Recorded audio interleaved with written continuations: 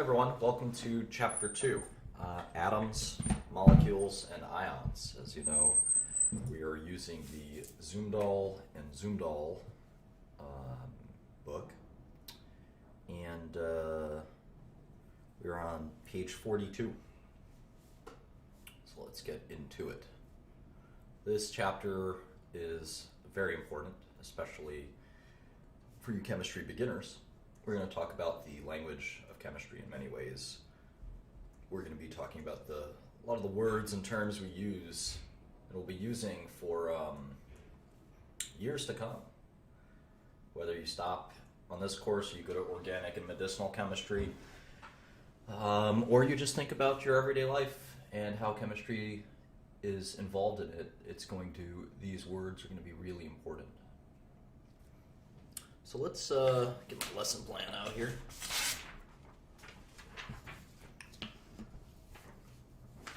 We're going to hop over to page 43. And we're going to talk about the history of chemistry. I'm going to be brief here. I think the history of chemistry is pretty important. But at the same time, you can always read this on your own time.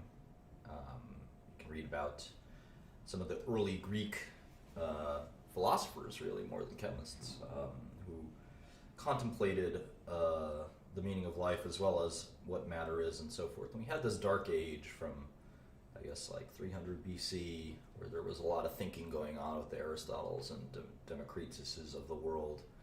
And we had this sort of very kind of dark period until the sort of 1400s to the 1600s, where there was a very modest amount of thought on the subject, and then finally it sort of really took off and has been exponential since. Probably the only other name one would be interested to learn about is a guy named Paracelsus. And then the first real chemist who we will talk about a lot, especially in chapter 5, is Robert Boyle. And Boyle lived in the 1600s, so 1627 to 1691. And Boyle was quite important in ushering in a new era for chemistry. So we'll talk all about these famous chemists. And again, if you have your own interest, you can certainly look them up yourselves, and I would encourage you to do so. It humanizes and gives a lot of interest to the field if you study the people behind the field. Joseph Priestley was another important guy, 1733 to 1804. He actually was a priest, so there you go. And he also participated and was a key chemist in many ways. So that's enough about the history of chemistry. We're going to talk a lot about kind of one of the fathers of chemistry, a guy named John Dalton. And to this day, Dalton's name is still, it's now in fact a unit of measurement. The atomic mass unit is often called a Dalton. We'll talk about that in a minute. But Dalton will figure in prominently. And these are, certainly Dalton and Boyle are two probably the most important chemists ever. And we'll talk more and more about these people as we go on. Let's skip ahead to page 44 and 45. We're going to talk about 2.2, which is fundamental chemical laws. We're going to just go through a few of them. I think the first one is one you may already know, which we call the law of conservation of mass. And what's pretty cool about this is, as a child, this fascinated me a little bit, that in a chemical reaction, matter is never created. Matter, I guess I could write that, mass is neither created nor destroyed. And this fascinated me as a child because if you take a piece of paper, right, and you burn it, you can actually burn it so that there's nothing left, or there's just ashes, right? And it's sort of, you looked at a piece of paper and you said, gee, it really seems like matter was destroyed, right? If you evaporate, a tub of water, or a cup of water or something. It certainly seems like matter was destroyed. But this is a law. There's no doubt about it. And the person that pioneered it, quite importantly, was someone named Antoine Lavoisier, which is another important name. He was another 1700s chemist. Antoine Lavoisier,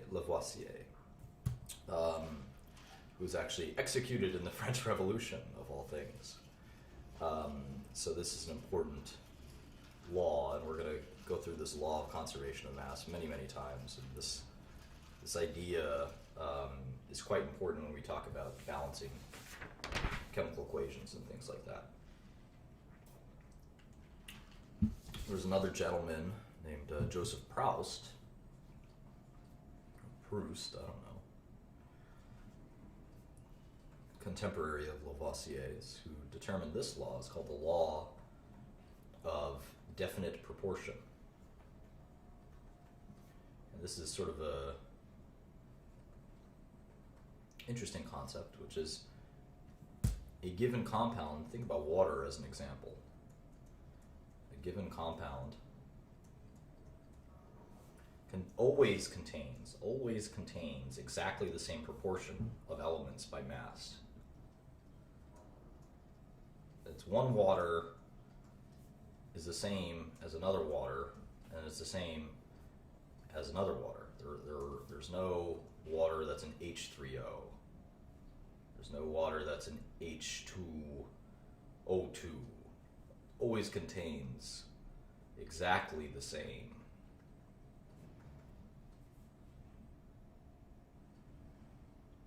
proportion of elements by mass. There's no water that's H2.1 O. Right? That's just not how it works. There's no H2.0001 O. And you might say, oh, that's a lot like water. It's almost H2O. Nope.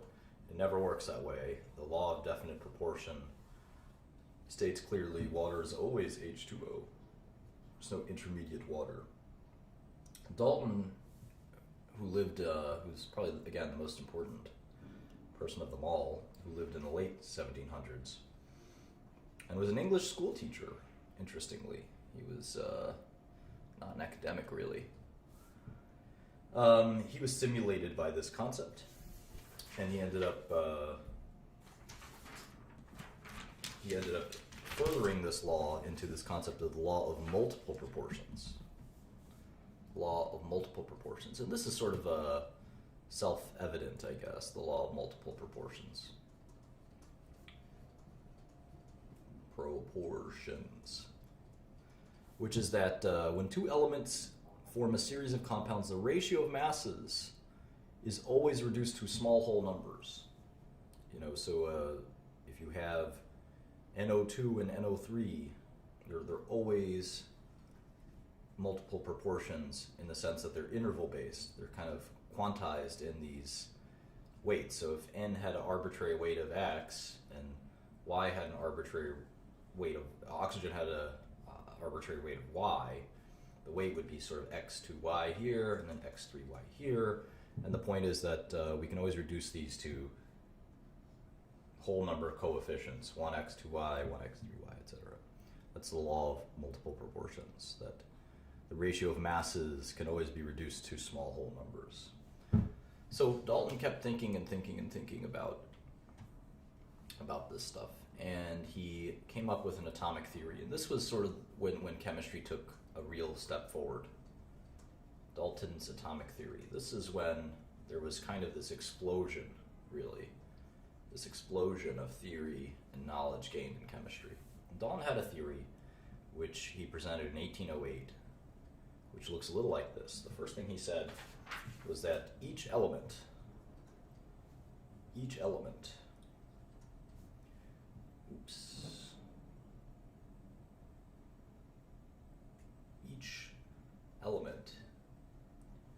is made up of tiny particles. Not the best writer this afternoon. Feels like morning. Of tiny particles called atoms.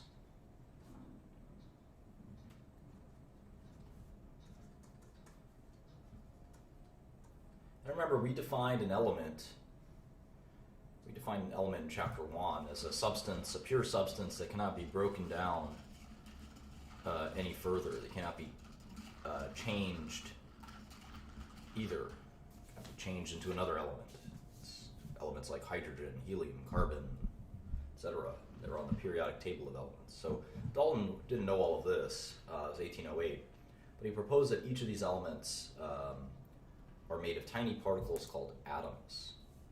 And then he also said something kind of basic and made a lot of sense, that atoms of the same element are identical. Are always identical, right? And I always like this idea. You can't have a hydrogen that's worse than another hydrogen. You know, sometimes you think of, well, a penny is a penny and a dollar is a dollar. Think of a crinkled up dollar that's old and maybe has a tear in it, and you can have a nice, crisp, clean dollar that's different. And sometimes you see these in your wallet or something like that. But in the case of atoms, they're always the same. There's no good hydrogen or bad hydrogen atom. They're always the same hydrogen atoms. They don't rust. They don't get old. They don't, et cetera, et cetera. So they're always identical, which is kind of a cool concept. You know, if you think about the universe and all the matter in the universe, there's only about 100 elements, and really less than that matter. Maybe 20 elements where we see most of matter. And all of them are made up of these atoms, and all of those atoms are like little Lego blocks, really, for all the things that are around us. And that's pretty crazy if you sit there and think about it. You can definitely be fascinated by it. So those are the two major parts of Dalton's theory. And he also said some other things that we sort of went over in chapter 1 and maybe even a little bit earlier with the laws of definite proportion and multiple proportions. Let's see here. Dalton tried to reason out and theorize atomic weights. He was the first one to start weighing elements and atoms and trying to get a sense for what their relative weights were. And unbelievably, he actually got close to a few of them. He was often wrong. But he started to understand that, you know, hydrogen had a lower weight, for instance, than oxygen, which had a much higher weight. It's about 16 times that of hydrogen. And carbon is about 12 times that of hydrogen. So he started to understand that these atoms were real and they had weights. And it took a while for this to continue. So let's talk a little bit more about what happened. Well, there was a guy who came around named Avogadro, and Amedeo Avogadro, was also one of the most important chemists who ever lived, and he was also a contemporary of Dalton's, Avogadro. And we're going to get to Avogadro's number, which is something that will stick with you, I think, for the rest of your life. He was born when our country was founded, and he was a little younger than Dalton, perhaps, but Avogadro came up with a second, less celebrated, but according to this lesson plan, it's the first introduction of Avogadro, his Avogadro's hypothesis. This is going to be very different from what we learned about Avogadro later. It's going to be related, but Avogadro's hypothesis states that gases contain the same number of particles. It's a gas law, or a gas hypothesis, I guess. Gases contain the same number of particles in the same volume. And this concept is that different gases, oxygen, hydrogen, for instance, different gases contain the same number of particles if they're in the same amount of volume. And, you know, the same pressure and temperature and things like that. And this is sort of intuitively difficult to grasp, because say you had a box of 1 liter of hydrogen gas, and you had a box of 1 liter of oxygen gas. It's sort of mentally a little difficult. And you can imagine the oxygen weighs more. We haven't talked about atomic weight yet, but the oxygen weighs more. It's about 16 times more than the hydrogen. But it has the same number of particles. If you think about these H2 particles kind of swimming around for argument's sake, let's say there's 4. There's also 4 oxygen particles. The interesting thing though is even though the atom, this is say O2, the atom is bigger, 16 times bigger, right? The atom is bigger. This is oxygen, this is hydrogen. The same number of particles exist in the same amount. The volumes contain the same number of particles. So this was pretty interesting hypothesis. And the size of the particles may be bigger, may be heavier, but it doesn't mean that that there are more particles, which is kind of an interesting hypothesis, and turns out to be true. So let's go to page 50. We're on page 50, and we're going to talk about some fun stuff here. Page 50. And we're going to learn a little bit about the first experiments, early experiments to characterize the atom.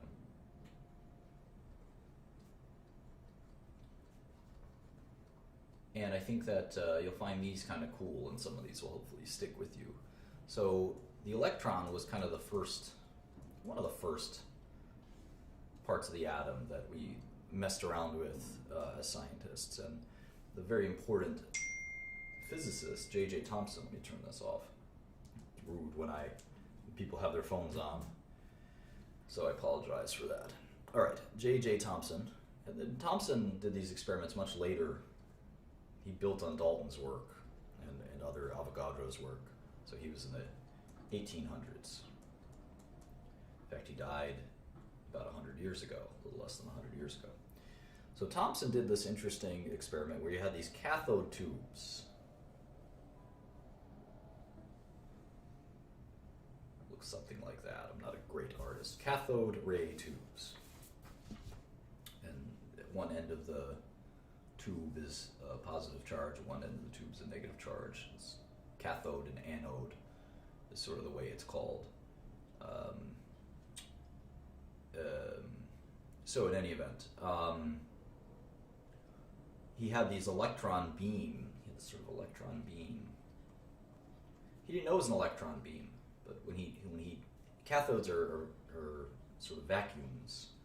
So when he withdrew all of this, all the content of the tube, there still was this negative sort of beam, this electrical field, and he called it electrons. And he measured the particle of the electron. He actually got very, very close. He got the charge of the electron, he got the mass of the electron, almost exactly. And so he reasoned that electrons were a part of all atoms had electrons. He really started to divine some of these models. Atoms were electrically neutral, so he sort of started to understand that electrons were there around an atom. And what ended up happening is there started to become this sort of concept called the plum pudding model. And I think we'll dispel it in a minute, but at least for a couple hundred years, there was this concept that atoms were like pudding. There's a big lump of pudding, there's a nucleus, like maybe a plum, and there are these electrons that were like stuck in the pudding, circulating around this positively charged nucleus. So electrons are negatively charged. And this sort of the experiment that Thomson didn't do anything to dispel that. We'll soon learn that the atom is much more dynamic than this, but the plum pudding model was definitely a popular way to explain how the atom was. It's no longer proven to be the case. So there was another experiment I tend to skip it, but I feel bad for this guy's life's work. Robert Millikan, who was a contemporary of Thomson, and he did these charged oil drops. He did these interesting oil drop experiments. And what he did with these experiments is he was able to tell the mass of an electron. I won't go through how the experiment worked. You can certainly do that yourself. But he determined the mass of an electron was 9 times 10 to the negative 31st kilograms. So very, very, very, very, very low mass, but close to infinitesimally small mass, but it has a mass nonetheless. So that was sort of an important experiment. Now let's get to probably the most exciting and interesting experiment ever conducted, I would argue. This is the most interesting experiment ever conducted in the history of science. And it was by a guy named Ernest Rutherford. Ernest Rutherford. He did this in 1911. He lived from 1871 to 1937. So this wasn't that long ago, right? It was 100 years ago, 1911. We still didn't really understand the atom. All we had was that plum pudding model, which wasn't so bad, I guess. And this experiment, he did this wild idea. He had this thing called an alpha particle, which is this very positively charged beam. And he shot out the beam. He had these positively charged beam he shot out. Bam. And what was he shooting it at? It was interesting. He had this detector built like this, so he could tell if the beam hit the detector. That makes sense, right? You could tell if the beam hit the detector. And you would expect, and in the middle, he placed this gold foil, this thin gold foil. Maybe like one atom in length across. And he wanted to see, and he said, oh, you know what, almost all of my hits are going to be right here, right? I'm going to shoot it in a straight line, and the detector is going to ping, go off here, go off here, go off here. And what ended up happening was that some of the pings ended up being here, and here, and here, and here, and here. And he said he was so surprised. He said it was like shooting a howitzer cannon at a piece of tissue paper and having it bounce right back at you. It was such a fascinating result. And he said that there must be a positively charged part of that gold atom that when I shoot my positive particle at it is bouncing and repelling it. And he started to think maybe the nucleus, maybe there's a nuclear center of an atom. And this concept of the nucleus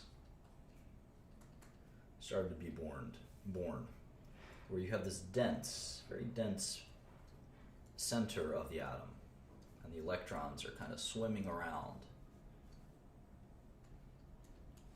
They're negatively charged.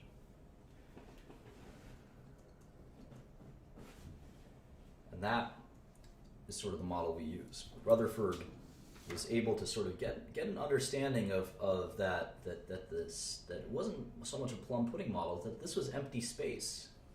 Most of an atom is empty space. So when you're shooting these positive particles at it, that's why most of them do end up here. But occasionally one will bang into the nucleus and say, whoa, positive charge, we got to repel, and bounces back. So most of the atom is empty space, it turns out. In fact, the nucleus is the size of a marble in a baseball field. So you think about that. So when he shot those particles into the baseball field, it's like hitting that marble and having it bounce back. A few of them did do that. But that's how empty, if an atom is a baseball field, the nucleus is one marble in one chair in the baseball field. And the electrons are swimming around that baseball field. So let's let that sink in a little bit. So now as you can tell, we're moving off of the history, and we're just going to talk about the modern view of atomic structure a little bit.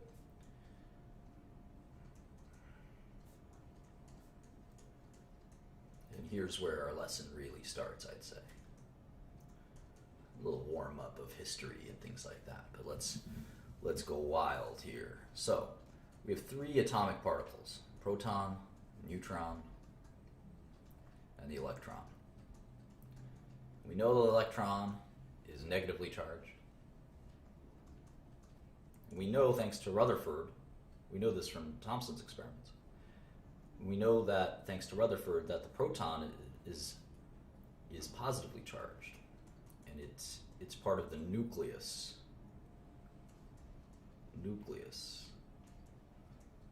We know that The electron is not in the nucleus. Not in the nucleus.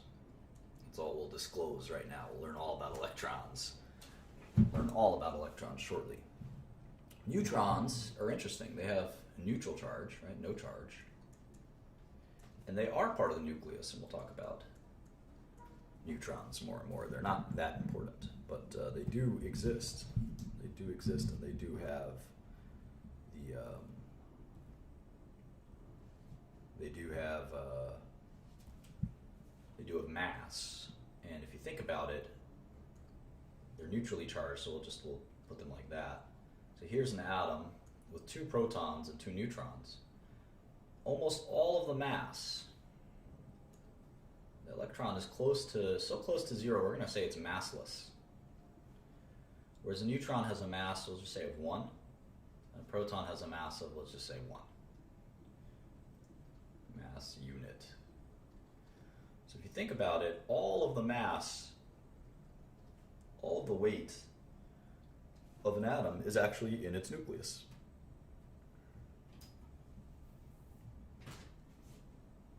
So, before we move on, so these are important things that are going to come up over and over and over again. We're just going to talk quickly about something called an isotope. So an isotope is an atom with a different number of neutrons.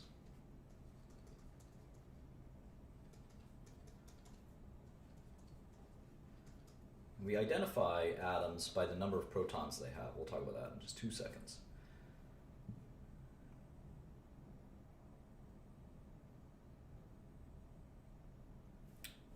Different number of neutrons, but same number of protons.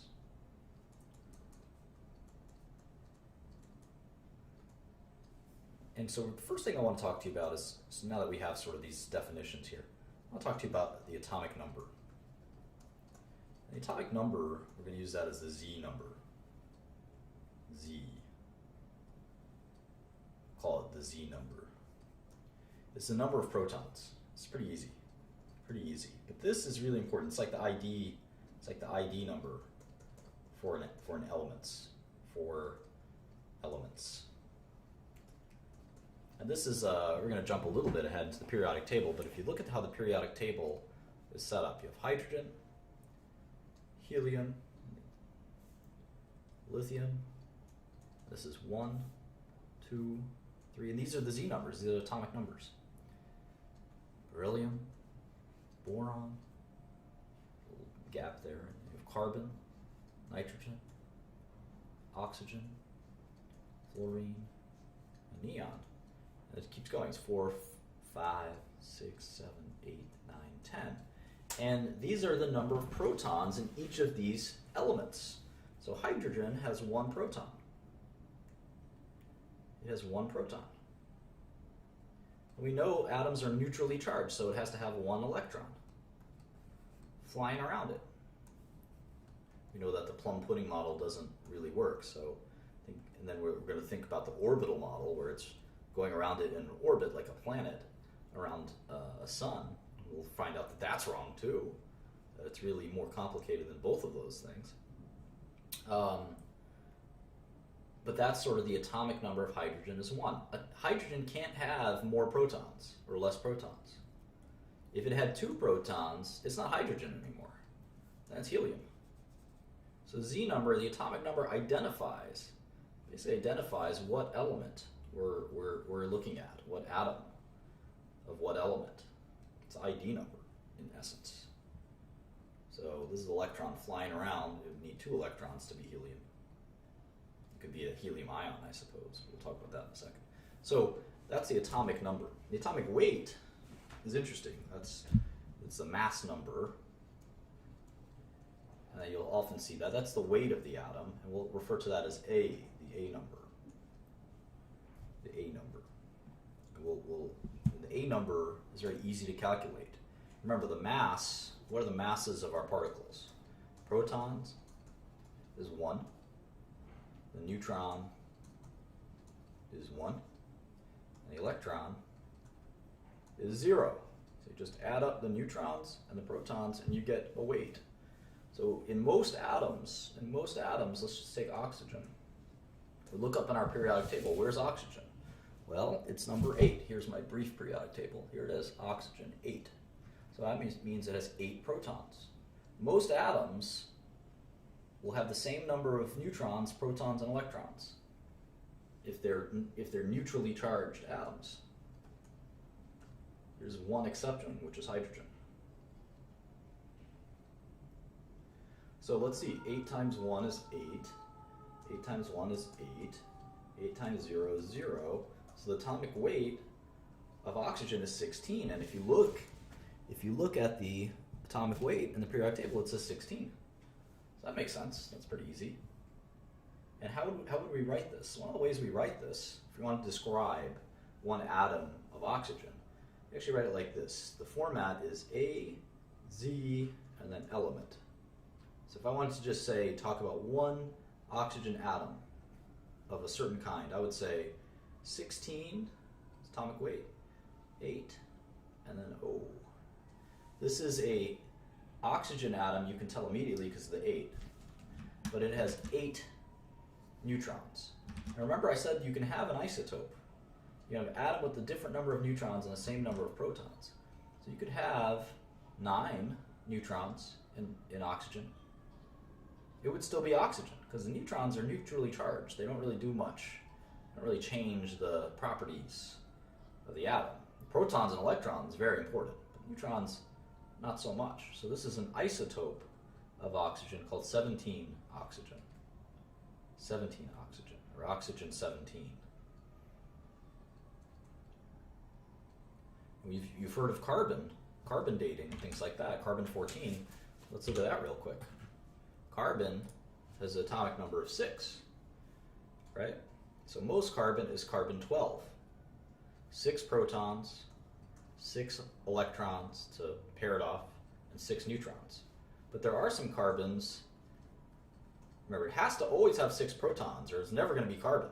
7 would make it nitrogen, right? So it can't be more protons. Electrons change the charge. We'll talk about that in a second. Those are called ions. If you change the electrons, we'll talk all about ions in chemistry. Neutrons make it an isotope, changing the neutrons. So there are some carbon isotopes that have 8 neutrons, and we call that carbon 14. Carbon 14. And carbon 14 has a half-life. I forget what it is. It's like thousands of years, I think. And it decays back into carbon 12. And that time of decay is so how should I put it, is so reliable that you can determine how old something is based on how much carbon 14 it has. We'll talk all about that. But let's move on to the next section. We'll talk about molecules and ions, more introduction to chemistry.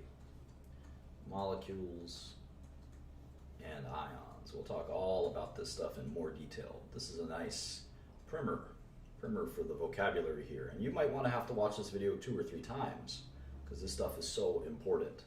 It is so important. I spent my whole life thinking about these concepts, so it comes easy to me. But if any of this is difficult, I would encourage you to watch it really carefully. You can always DM me on Twitter. My DMs are open to anyone. That's probably one way to get me. You can get me on some of the chats we do. You can type in the YouTube chat. It's not always easy to get a hold of me, but there is often other people who are willing to help out as well, especially the moderators. You can trust the moderators. All right, molecules and ions. So one of the ways that atoms come together to form molecules. So we're comfortable with the idea of a hydrogen atom, right? It's got 1 proton, 1 electron. It actually has no neutrons. It's probably the only element that doesn't have any neutrons. Very interesting. It's very different. And we're comfortable with the idea of an oxygen atom. It's got 8 protons, 8 electrons, and 8 neutrons.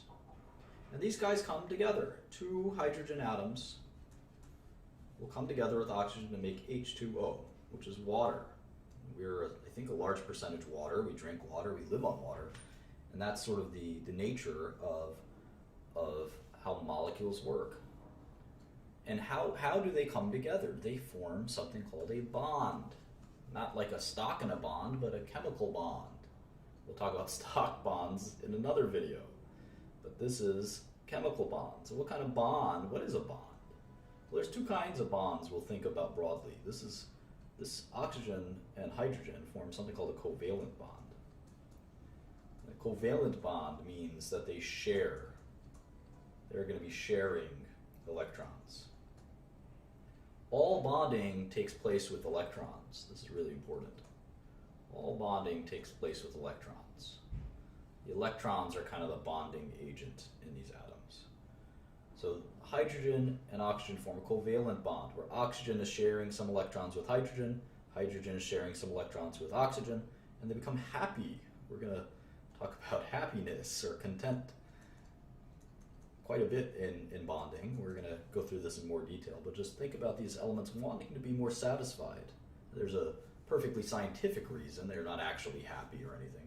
But there's a scientific reason why they want to do this. And so this becomes a molecule. Once a bond happens, you get a molecule. Once two atoms have bonded, I would say come together, that's a Beatles song, they bond to form molecules. So let's put that in the back of our head. So how do we describe these molecules? Well, you can use something called a chemical formula, and you've seen this before. You have something like H2O, or you have CH4, which is methane gas, or you have NH3, which is ammonia, etc., etc. You can have a really long formula often. They're never too long, or you can't have more than 4 or 5 elements in any given molecule. But that's sort of how we do it. We can also do a structural formula. We can actually try to draw the molecule. Structural formula. So how would we draw water? We could draw it like this. We could put the oxygen here, and the hydrogen here, and the hydrogen here. And we've drawn the structure of water. We can also do it like this. This is a little less accurate. This is what it looks like in real life, but they're both right. They're both right. And that's the structural formula. Methane, let's draw this one. This looks like this. Looks like that. Ammonia looks like this. This is the structural formulas, and they're a lot of fun to draw. And we're going to be drawing them for the rest of our lives in chemistry. And being able to interpret them and draw them is very important. So let's talk about ions. Ions, you might have seen this in Star Wars, but they're charged molecules, charged atoms or molecules. So what's this charge mean? Well, it's when you have, let's take oxygen or something like that, 6 protons, 6 electrons, 6 neutrons. Now I told you we can't change the proton. If we change the proton, we're going to be changing oxygen if it had 5 to nitrogen, or if it had 7 to fluorine. And it's basically not possible. To change the number of protons in an atom. There are some exceptions in nuclear physics, but in general, you can't just change oxygen to nitrogen. It's not going to go well. It's impossible. It's always going to be oxygen. You cannot change that.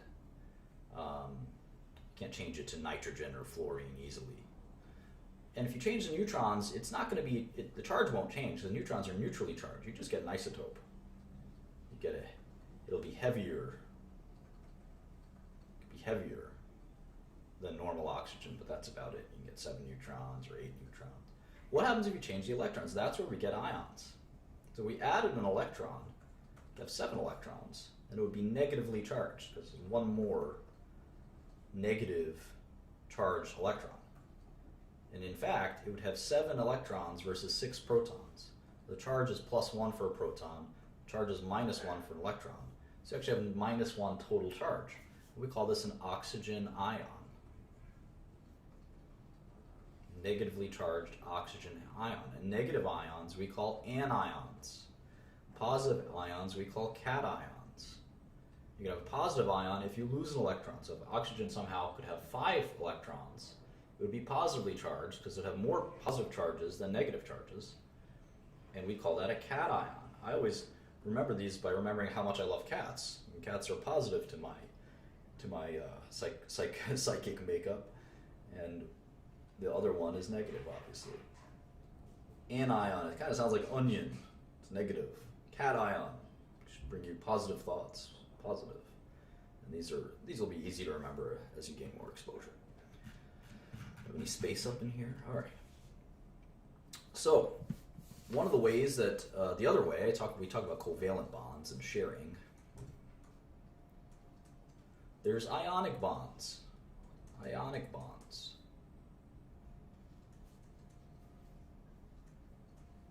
Which are not sharing. In fact, they're sort of taking, if you think of it that way.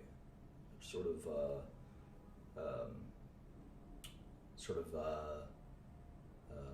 there's this taking of electrons. It's unequal, very unequal sharing.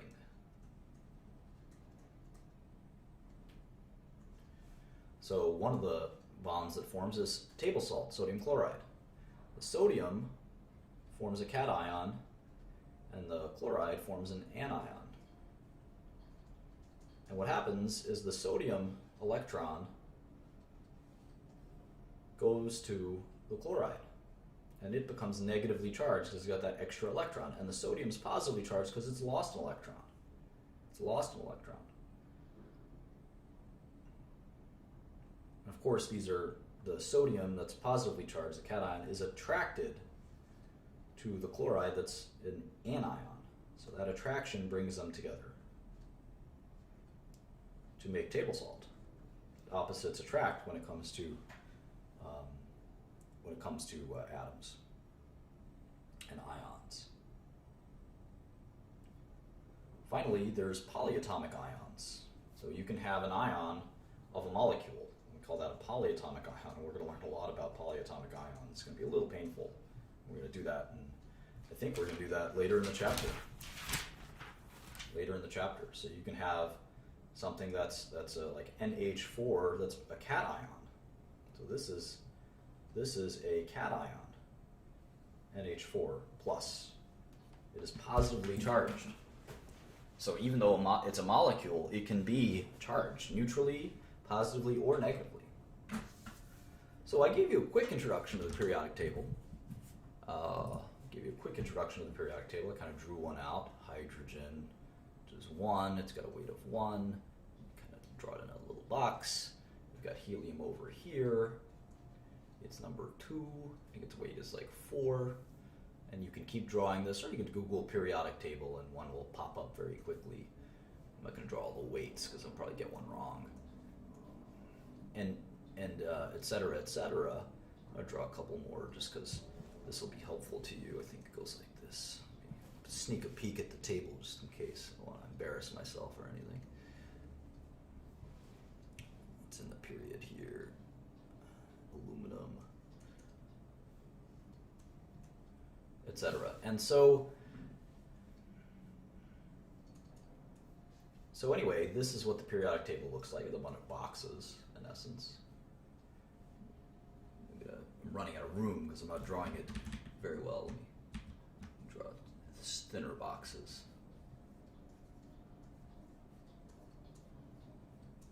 All right. So here's what the periodic table looks like, and I can keep putting them in here. I can constantly draw these, and it's a big table, as you know, so this is an abridged table. It's a very big table, so I'll just draw a few more just so it's somewhat complete, at least on this scale. Okay, so in the periodic table, these are the periods, interestingly, are the rows. I hope I got that right. Yes, of course. And the groups are the vertical columns. These are the families or groups. So this group is called the alkali metals. Groups usually have names. This group's called the halogens. Halogens are very important. This group or family is called the noble gases. These are the periods. We don't think too hard about the periods as much. Interestingly, the groups, we group them because they have the similar properties. The alkali metals, for instance, are very reactive. very reactive. Noble gases, not reactive. All of these are noble gases. Helium, neon, argon, krypton, and they're all non-reactive. Not reactive. Halogens are all very reactive. They all form anions. In fact, these are all metals. These are all metals. Everything to the left of this line is a metal. Everything to the right is a non-metal. Metals form cations. They tend to lose electrons. Nonmetals form anions. They tend to gain electrons and be negatively charged. We'll learn all about why. We're going to look at the periodic table a lot. It's going to be very important to us. And again, some of this is second nature to me. It's not second nature to you. Feel free to ask questions and definitely review this video as often as you need to. Review other videos. There's UC Berkeley chemistry. There's Khan Academy chemistry. I'm not the only person, but if my success in life and my ascribing importance to this process motivates you to watch this video, great. But I certainly am not the only one, and I'm certainly not the best one. So, but we are going to learn more and more about the periodic table. So naming compounds. We're almost done with this chapter. This is the last section. It's called naming compounds. We're going to go through this, and it's going to be a little painful, but it's going to be satisfying because we're going to learn how to name some elementary compounds. And we're going to call them binary compounds. Binary compounds. And there's some rules in naming compounds, and there's some that they're not easy. But the first kind of compound we're going to learn is how to name an ionic compound.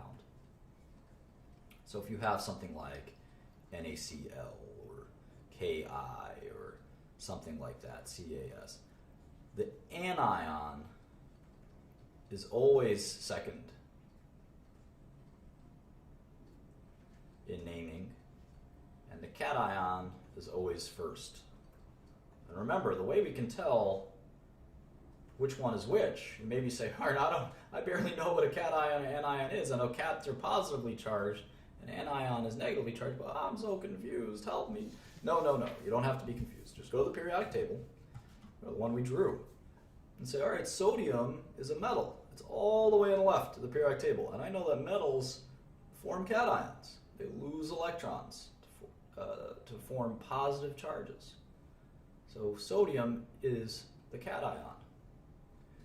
And chlorine, here's chlorine, it's on the right side of the periodic table, so it must be a nonmetal. It must be a nonmetal. So it must be the anion of the situation. I always think that with my girlfriend, I'm the cation. I'm always positive and she's always negative, but that's another story for another day. So this is an ionic compound, and this is the cation, and this is the anion. So we know that the cation goes first. So we're going to say sodium chlorine. Is that right? No. We take the anion and we make the ending IDE. So we're going to make it sodium chloride. Sodium chloride. Does anyone know how we would do Ki? Well, let's go to the periodic table. And I'll just tell you that iodine is down here. Here's where iodine is.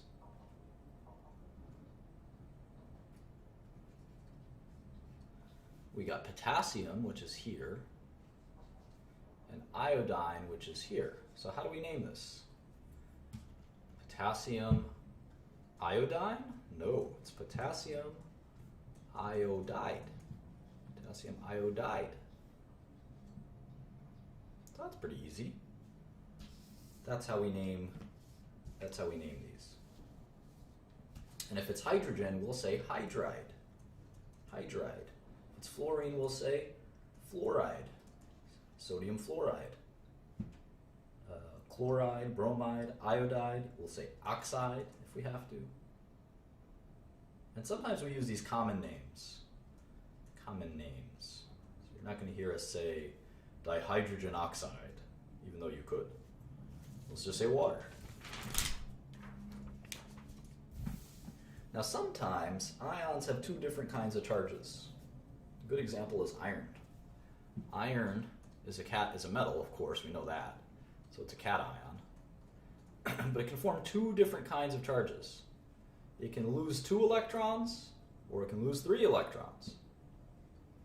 And you can imagine that we want to match it with anions that lose 2 or 3 electrons to be negatively charged, so that we have a neutral molecule. And one atom that always seems to lose 2 electrons is oxygen.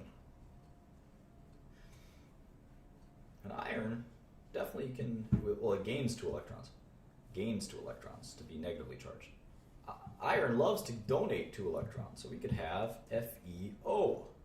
We can have FeO. Or FeCl. Cl2. Cl loses 1 electron, but we can have 2 of them. So again, Cl gains 1 electron, gains 1 electron. It gains 1 negative charge. Sometimes you can slip up when you think about these positive and negative charges. It can be a little confusing. Chlorine wants electrons. Iron loves to give them up. So FeCl, but why not have FeCl3? You can have 3 chlorines with 3 -1 charges, and one of the irons with its +3 configuration. So that can happen too. So how do we write down? We know iron, and we know we're going to say oxide or iron chloride. But what happens when we want to say iron chloride twice? Which one is it? Obviously these are different. One is FeCl2 and one is FeCl3. Well, we actually write it like this. We'll say Fe2 iron 2 chloride or iron 3 chloride. So we'll actually just indicate the charge in parentheses. We used to have these difficult ferrous and ferric chloride, and we've sort of have moved on from using that naming system.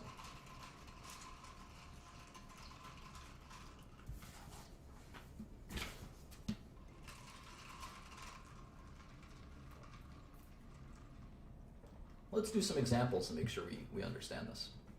The book, I'm on page 62.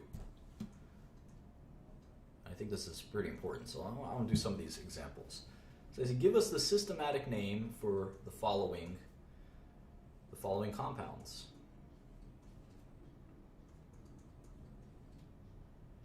All right, so the first one is easy, I think. Cu is copper. Cl is chlorine, but we're going to say copper chloride. Copper chloride. But copper can form different kinds of cations. We know chlorine always takes a -1 because it's a halogen. It's in the 7th column. Always takes a -1. We'll talk about why. So in this case, it has to be copper 1 because copper can be a +1 or a +2. How about this one? This is mercury. And this is oxygen, so it's the anion, so we're going to say mercury oxide. But again, oxygen takes a -2. Mercury can take a -2 or a -3, I believe. So we're going to say mercury 2 oxide. This one's pretty complicated. Well, we got iron, which we know does +2 or +3. You know, oxygen only does -2. So we have 3 oxygens, so the total negative charge will be -6. We only have 2 irons, so we know it's going to have to be the +3 kind to balance it out. So this is going to be iron 3 oxide. And we'll learn all about these charge things. If these are a little bit confusing to you, don't worry about it. But we'll get there soon. Okay. What's next?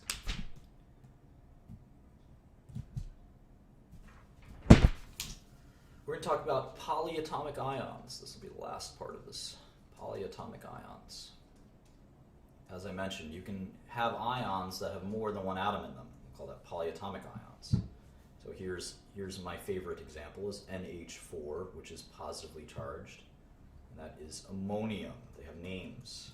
This is ammonium. How about another one? Let's look at nitrate.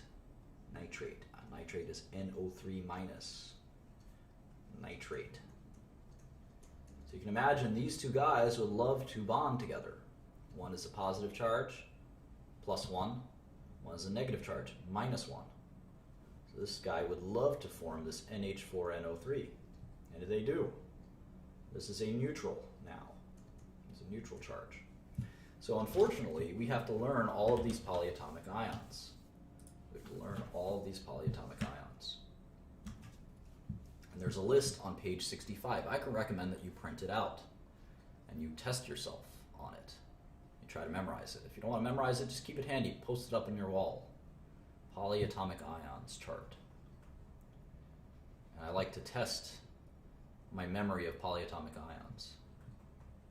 I'm not going to draw them all out for you right now. You can see them on page 65, but let's look at a few of them, okay? Let's look at the chloride ions. There's ClO minus, there's ClO2 minus, there's ClO3 minus, and there's ClO4 minus. So how the heck are we going to name all these things? So we actually have a system. We're going to call this one chlorite. We're going to call this one chlorate.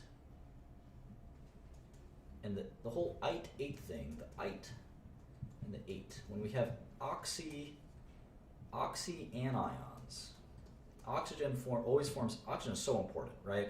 It always forms these 2 minus anions.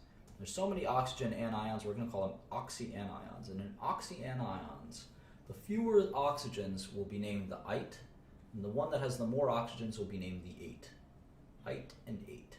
And if there's one that's got even more, we're going to call it per. And that's going to be a prefix, not a suffix. Per. And if it's got even fewer than ite, we're going to call it hypo. So this guy is called hypochlorite. Hypo means below, like hypothermia, right? So this is like chlorite, except it's hypo. It's got even one less oxygen. And this is not hyper, so we're going to call it perchlorate. And this applies as well in a different one called nitrogen. So nitrogen NO2 minus and NO3 minus. There's no NO minus and there's no NO4 minus. So this is easy. We're just going to call this nitrite. Call this nitrate. Easy peasy. It's got more oxygen, so it's a nitrate. It's got less oxygen, so it's a nitrite. And this happens a few times. There's a couple of really important polyatomic ions you got to know. OH minus, probably the most important polyatomic ion there is. We just call that hydroxide. You're gonna see this a lot in life. Trust me, you want to know that. Hydroxide. All right. So again, I would encourage you to study the polyatomic ions. You'll be better for it. Trust me. And when we name polyatomic ions, it sort of works the same way. Let's look at one real quick. Na2SO4. Well, if you looked at the polyatomic ion chart, there is an SO4 2 minus ion. There's an SO4 2 minus ion, and it's called sulfate. You can imagine that there's a sulfite. It's SO3 2 minus. Sulfite. There's no hyposulfite or hypersulfate, so there's just sulfite and sulfate. So we have Na2SO4. So we know when we name this, we're going to put, this part's going to be sulfate, right? This part's going to be sulfate. What are we going to say about this? You may be tempted to say disodium sulfate. But the answer is just sodium sulfate. Because we know when we write Na2SO4,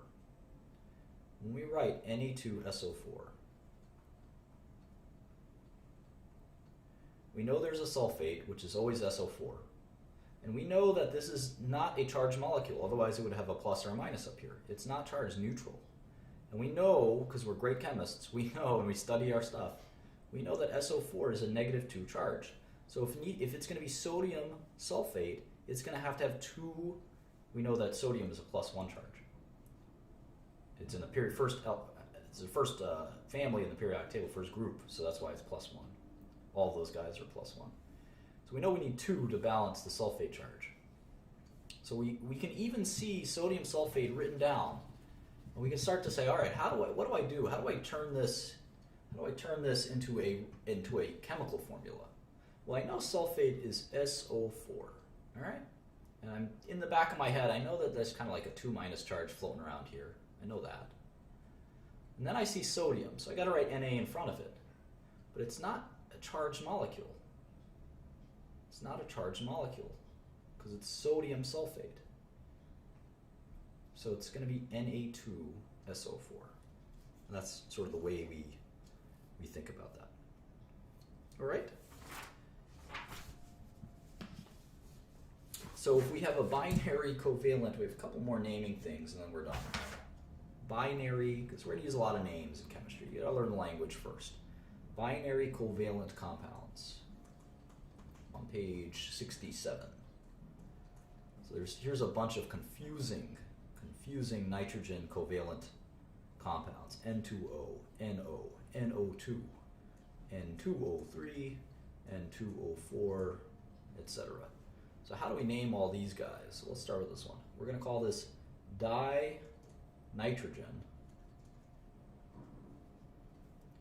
monoxide. So we actually will always use the anion concept with the "ide," but we will denote them with prefixes, including mono. But we never use mono in the first element. So we're never going to say mononitrogen or monocarbon. So we do CO2, it's carbon. Even though it's a mono, we're not going to use the mono for the first one. And it's not carbon oxygen, or it's not carbon dioxygen, it's carbon dioxide. Carbon dioxide. It's an oxide, so we use the anion IDE, and we have to use the prefix, carbon dioxide. If it's CO, it's carbon monoxide. We have to use the prefix. So here it's dinitrogen monoxide. Here it's nitrogen monoxide. Remember, for the cation, or not the cation, but the first element, we never use mono, even if it's mono. So this is nitrogen monoxide. You can pause the video and ask yourself, what would NO2 be? NO2 be? Simple, it's nitrogen dioxide. How about this one? Pause the video now and tell me what this one is. Well, it's pretty easy. It's dinitrogen. We can use the di in this case because it's not a mono. Remember, we never use mono, so it's dinitrogen. Trioxide. Trioxide. And for this one, it's tetraoxide. Tetraoxide. And sometimes we have these common names, like water or whatever, common names. And we do have some common names here. We actually call this nitrous oxide. We call this one nitric oxide. So you might see these names. And unfortunately, you just have to memorize these common names. Another common name is NH3. We call that just ammonia. Ammonia. It has no rhyme or reason. It's just called ammonia. And unfortunately, you got to learn these sometimes. All right, we're almost at the end. We got five more minutes at best, and we're going to learn about acids. We have chapters and chapters and chapters on acids. On page 69 here, the last page. We've got chapters and chapters and chapters on acids, and we're going to learn all about acids. But before we do that, we're going to learn about how to name acids. And so acids form H plus ions, or protons. Remember, hydrogen just has one proton and one electron. So if it loses its electron, all that's left is a proton. So hydrogen cation is just simply a proton. So anytime that happens, we'll call that an acid. So how do we name acids? Well, it's a little complicated. So if we have HCl, we're going to call this hydro. We're always going to take that H and we'll name it hydro with the prefix. And then if the name of the anion ends in "ide," like chloride, we're going to replace that with an "ic." Hydrochloric. So this is literally hydrochloric acid. Let's do a few more. HF? Well, you got the hydrogen, so I'm going to say hydro. I know this would normally be hydrogen fluoride, but because it's an acid, it forms an H plus and an F minus ionic bond. We're going to call this hydrofluoric acid. Hydrofluoric acid. And it's an acid if it's an H plus. All right, how about, we did HCl, how about HBr? This is hydrobromic acid. Perfect for PharmaBro, etc., etc. Now, how about polyatomic acids? Well, we've got HClO. We learned this one, right? This was ClO minus and H plus. ClO minus is hypochlorite, if you remember your polyatomic ions, hypochlorite. So we actually call this hydrogen, or we can actually call it, we actually will call it hypochloric acid. Hypochlorous acid. And what rule do we use for that? Let's see. Let me introduce you to a new rule. Hypochlorous acid. So we don't use the hydrogen for this one. So if it's an, it's complicated here. If the term is an 8, if the anion is an 8, we'll convert that to an ick. If it's an ite, we'll convert that to an us. Us. 8 becomes ick. Ite becomes us. So, lots of fun here.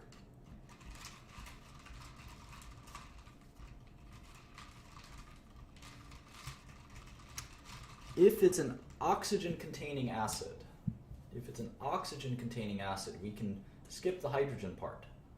So let's look at HNO2 minus. If you remember your polyatomic ions, there's no minus, so it's NO2 minus. The ion is what again? It's nitrite, right?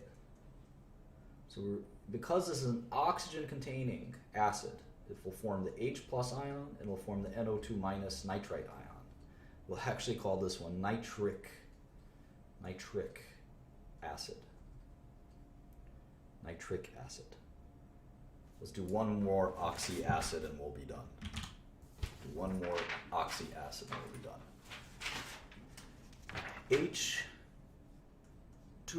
H2SO4. We know this is an acid. We can tell immediately because there's a hydrogen ion. To be balanced, we know SO4. We learned that a few times. This is sulfate. This is sulfate. We know it's going to have to be 2 hydrogen ions to balance this out.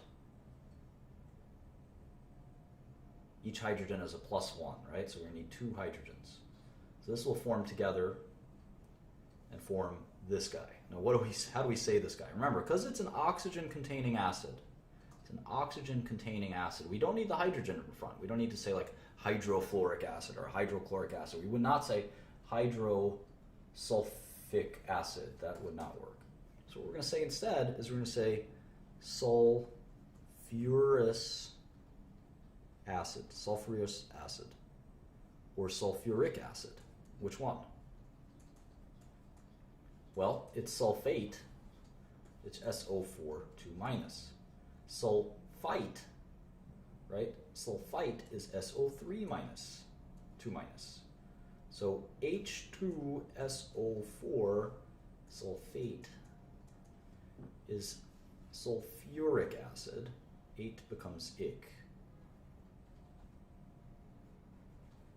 And us, I guess, stays us. So H2SO3 is sulfurous acid. H2SO4 is sulfuric acid. Sulfate, sulfuric. So it's a lot of fun. I would study the book very carefully. All of these names get easier with practice, so don't get too discouraged. There's a lot of rules. If you get a name wrong here or there, it's not going to kill you. It might if you're making an important reaction. That's where I would triple check it. But it won't kill you on a test or anything like that. It won't kill you with me. all chemists get these wrong here and there. So in any event, I hope you enjoyed this.